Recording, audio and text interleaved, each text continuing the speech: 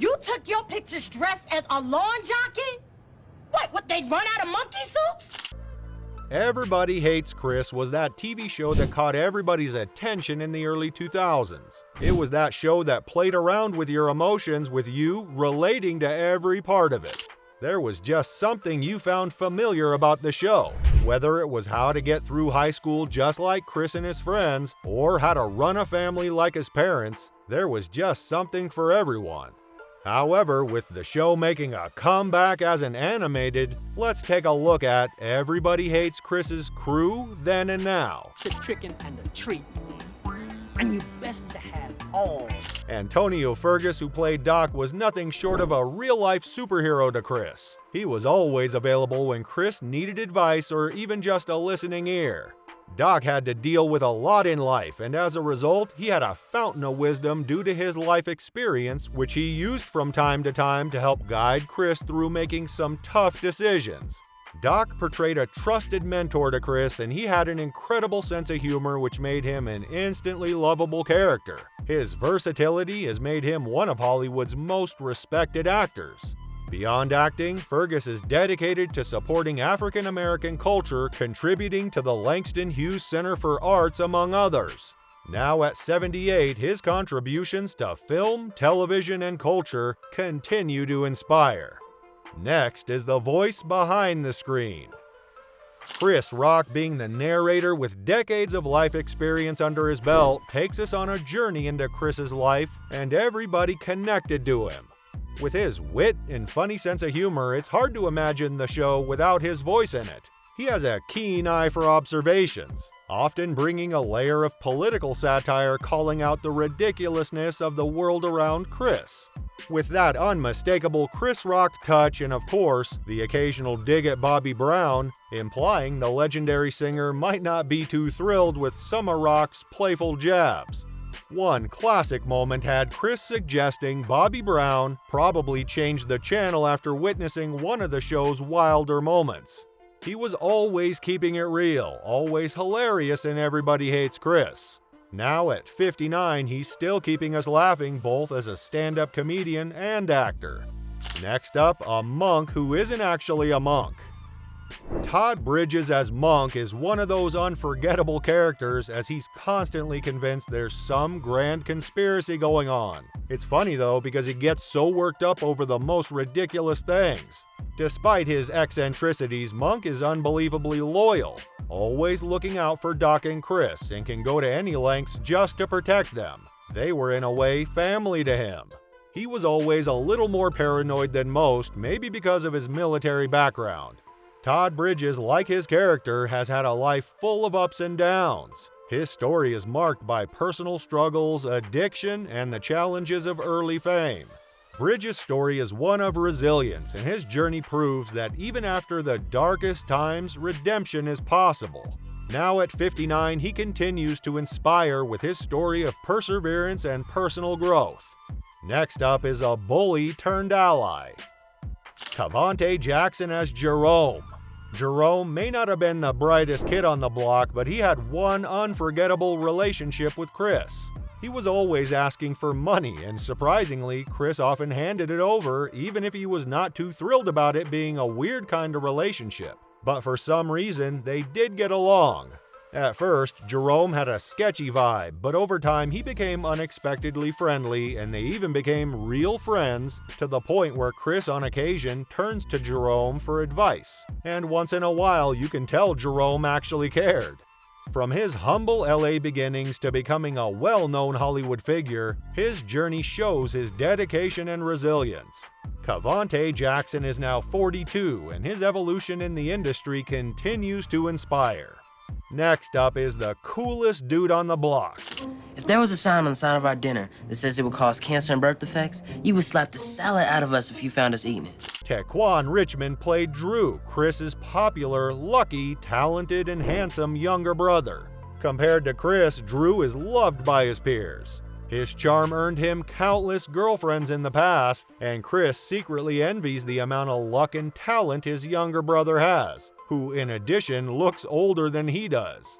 Drew's height, in addition to all his qualities, leaves Chris at a high disadvantage. However, in contrast, Drew looks up to Chris and envies all the responsibility and trust that his parents have given him. "Wasn't me" is a familiar catchphrase of his, often to get himself out of any trouble he's sure he had nothing to do with. In one episode, the narrator even claims that this was his first phrase as a baby, and now at 32, he's still pursuing a career in acting. Next up is the most mischievous member of the Rock household. Mama, I wasn't smoking. I was going through your stuff and I found them. And Daddy almost caught me, so I hid them in Chris's room so he would get in trouble instead of me. Imani Hakim as Tanya may have been the youngest in the Chris family, but she certainly wasn't to be underestimated. At just 9 years old, she developed a knack for getting exactly what she wanted by whatever means she could think of. And when it came to her dad, she had him wrapped around her little fingers.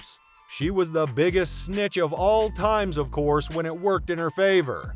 After the show, she's proven herself to be more than just a child star. She's made a name for herself in Hollywood and, in a sense, taken on diverse roles in different movies showing her skills and talent. And now at 31, she has come a long way in the industry. Next up is your favorite member of the Rock family. Attached is your new credit card. Card holder since 1970? Tichina Arnold played Rochelle, who was Julius's hot-headed, ghetto-snobbish, sometimes entitled wife. She's the strict disciplinarian but loving mother to her children. She's a self-centered woman who frequently becomes apprehensive over things that often have nothing to do with the current subject matter, such as her kids having babies or selling drugs. She's noted for getting a job and then quitting whenever she has a problem with it. Rochelle's famous catchphrase is, "I don't need this, my man has 2 jobs." This expresses her reliance on Julius's 2 jobs as an excuse to resign and be comfortable at home.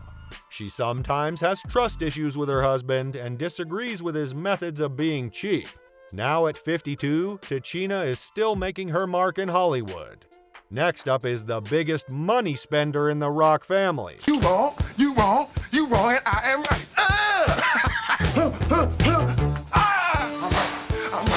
I'm right. Terry Crews as Julius was the embodiment of scrimper, a master in the art of stretching every dollar to its absolute limit. His commitment to saving didn't stop at the grocery store. This guy's all about doing things himself.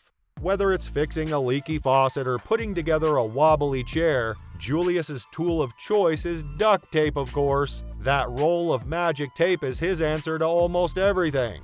You could truly call him a jack of every trade.